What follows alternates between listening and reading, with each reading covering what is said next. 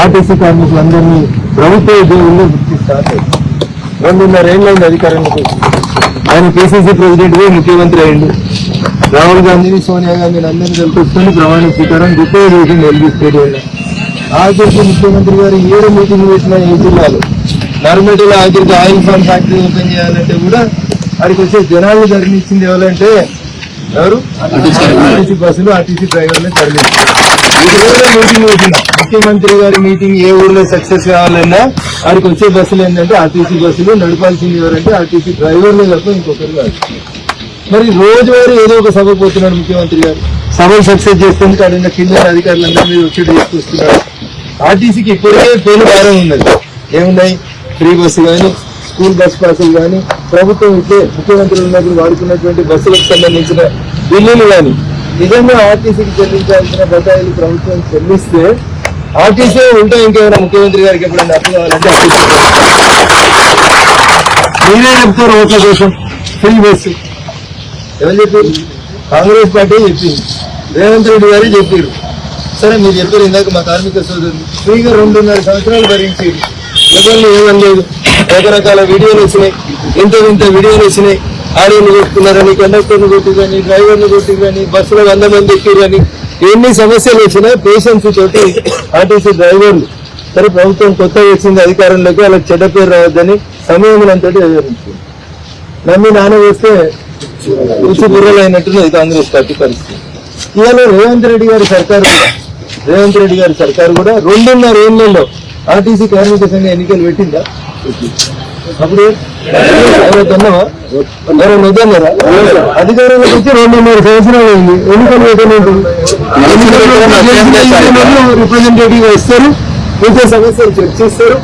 ప్రభుత్వ ఉద్యోగంలో గుర్తిస్తారా? గుర్తిస్తే ఎన్ని రోజులలో గుర్తిస్తారు? గత ప్రభుత్వం దిగిపోయేటప్పుడు ఒక హామీ ఇచ్చింది.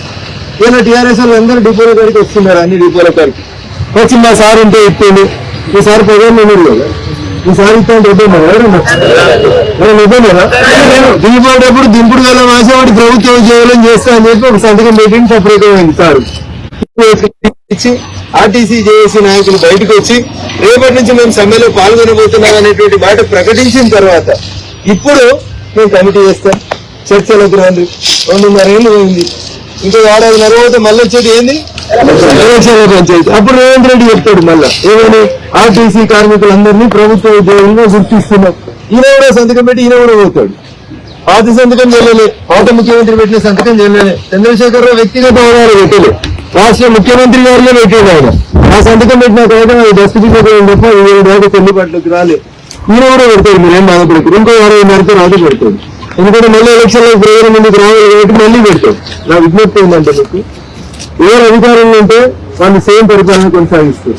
అది దుర్యోధన పాలన అందామా, దుశ్శాసన పాలన అందామా, పాలన మాత్రం గట్లేదండి.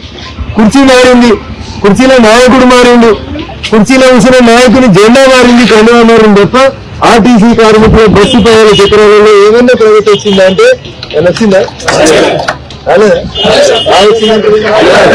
వచ్చిందంటే అన్ని బస్సులు ఫుల్ అవుతున్నాయి అంటారు, ముందు అవుతున్నాయి అంటారు. ఏం మారింది అంటే కుర్చీ మారింది, కుర్చీలో కూర్చున్న పెద్ద మనిషి మారింది. కానూన్ మారిందా? టీఆర్ఎస్ టెంటైన్ ఇచ్చిరా? టీఆర్ఎస్ ధర్నా ఇచ్చిరా? మీకు యాదుకుంటే నేను మందకృష్ణ గారు వచ్చి టెంట్ వేసుకొని 30 రోజుల తర్వాత మేమే వచ్చి నిన్నడం తప్పు శాసన కాడికి ఇచ్చిపోయిన వారు. అవునా? అవును సార్. హకీంపేట, అయోధ్య నగరు, దిల్సుఖ్ నగరు, మీరు ఏ డిపో కాడికి పోతే ఆ డిపో దగ్గర నా మీద కేసులు పెట్టినారు. అప్పుడు వాళ్ళు ఏం చేసారో ఇప్పుడు కూడా గదే చేస్తారు. ఏమైనా మారిందా? టెంట్ ఇస్తురా? ధర్నా చేస్తే ఒప్పుకుంటారా పోలీసులు? అప్పుడు కదే పోలీసులు, ఇప్పుడు కదే పోలీసులు. అప్పుడు కదే చట్టం ఉంది, ఇప్పుడు కదే చట్టం ఉంది అని చెప్తారు.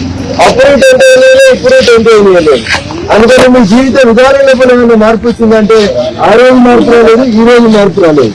ఆ రోజు ఈ రోజు మాట మారకుండా మీరు ఇస్తున్నది ఎవరు అంటే ఆ రోజు దుబ్బాపురంలో రఘునందన్ రాష్ట్రం అంతా తిరిగిపోయిండు. ఆ తిరిగి గోవన్ నన్ను సంగారెడ్డి సిద్దిపేట నిజంగా చాలా చోట్ల గెలుస్తుందా మొట్టమొదటి మా దుబాకలో ఉన్నటువంటి ఆర్టీసీ కార్మికులకు సమీపం చెప్పినట్టు ఎన్నికనున్నా తెల్లవారుజామున 3 గంటలకు ఢిల్లీకి వస్తే కూడా ఫస్ట్ దుబాకకి వచ్చి దుబాక ఆర్టీసీ బెనిఫిట్ కార్మికులకు సంఘీభావం పెట్టిన తర్వాత తిరుపతి పెద్ద డిపో సంగారెడ్డి పెద్ద డిపో టికెట్ కార్డు వచ్చి ఏకైనా పోవస్తున్నారు. బట్ ఉన్న ఊరి మీద ప్రేమతోటి పోయినసారి కూడా మీకు సంగీతంగా నిలబడటం మీ కష్టాలలో ఎక్కడ ఉందని భవిష్యత్తులో ఉండాలని చెప్పి చెప్తున్న మా పార్టీ రాష్ట్ర అధ్యక్షుడు గౌరవనీయులు రామచంద్రరావు గారు చాలా స్పష్టంగా చెప్పారు. ఎక్కడ ఆర్టీసీ కార్మికులకి సమ్మె జరుగుతున్నా ఎక్కడ ఇబ్బంది చేస్తున్నా మరి అందరూ కూడా కార్మికులకు అండగా నిలబడాలని చెప్పిండ్రు. దాంతో భాగంగానే ఈరోజు దుబాక నుంచి ప్రారంభిస్తా ఉన్నాం. ఖచ్చితంగా నాకు చెప్తున్న ప్రతి భారతీయ జనతా పార్టీ నాయకుడు కార్యకర్త మేము ఒకటిగా ఉంటాం. ఈ సమ్మె ఎక్కువ రోజుల పాటు కొనసాగొద్దని కోరుకుంటున్నాం. రాష్ట్ర ప్రభుత్వం దిగి రావాలని కోరుకుంటున్నాం. మీ సమస్యలను వెంటనే అడ్రస్ చేయాలని కోరుకుంటున్నాం. ప్రతిపక్షంలో మాకు లాభం జరగొద్దంటే రేవంత్ రెడ్డి అనేటువంటి ముఖ్యమంత్రి గారు, పొన్నం ప్రభాకర్ రవాణా శాఖ మంత్రి గారు వెంటనే స్పందించి మిమ్మల్ని చర్చలకు పిలిచి ఇన్ని పనులు చేయగలుగుతాం, ఇన్ని పనులకు ఇన్ని రోజులు మాకు సమయం ఇవ్వండి అని ఒక నిర్దేశితమైనటువంటి క్యాలెండర్ ని ఫిక్స్ చేసి 2026 డిసెంబర్ లోపల మీ సమస్యలన్నీ పరిష్కరిస్తామని అంటేనే మీరు సమ్మె విత్డ్రా చేసుకోవాలి తప్ప వేరే ఏదైనా పోలీసులు పనిచేస్తారు, తహసీల్దార్ పనిచేస్తారు. ఏం చేస్తారు? ఏం చేయలేం కదా. పైకి డీజీపీ సార్ చెప్తాడు, అరే ఒక్క డిపో దగ్గర టెంట్ ఉండదు, మీ దుబ్బాక డిపో దగ్గర టెంట్ వేసిరంటే పాపం సీఎం గారు ఏం చేయాలి? రెండు వీకేయాలి అదే చేస్తారు. మరి ఆయన తింటే ఏమో ఎవరిని తింటే ఎవరి డ్యూటీ వాళ్ళు చేస్తా ఉన్నారు. ఆ ఒక రిక్వెస్ట్, కొంతమంది మేము డ్యూటీలోకి పోతుంటే మమ్మల్ని ఆపుతురు కొడుతురు అని కంప్లైంట్ చేస్తా ఉన్నారు. అట్లా భౌతిక దాడులను దిగకండి, చట్టాన్ని చేతిలోకి తీసుకోకండి. శాంతియుతంగా గాంధీ మార్గంలో బరాబర్ ధర్నా చేస్తాం. ఇవాళ రేపు ఆ ట్రాక్టర్ వెళ్ళాలి, ఆటో వెళ్ళాలి, బస్సు వెళ్తే ఏం జరుగుతుందో మీకు అందరూ జరగదని కోరుకుందాం. అట్లాంటివి జరిగితే దానికి 100% బాధ్యత ఈ రాష్ట్ర ముఖ్యమంత్రి, రాష్ట్ర రవాణా శాఖ మంత్రి బాధ్యత వహించాలి. సీఎం గారు కూడా నిర్ణయిస్తున్నాం. అట్లాంటివి ఏమైనా జరిగితే ఆ డ్రైవర్ ను డ్యూటీ ఎక్కించి పంపించినటువంటి ఆ డిపో మేనేజర్ లేకపోతే డివిఎం ఆర్ఎం ఎవరుంటారో వాళ్ళనే మొదటి ముద్ద ఏం చేసి వాళ్ళ మీద కేసు నమోదు చేయాలి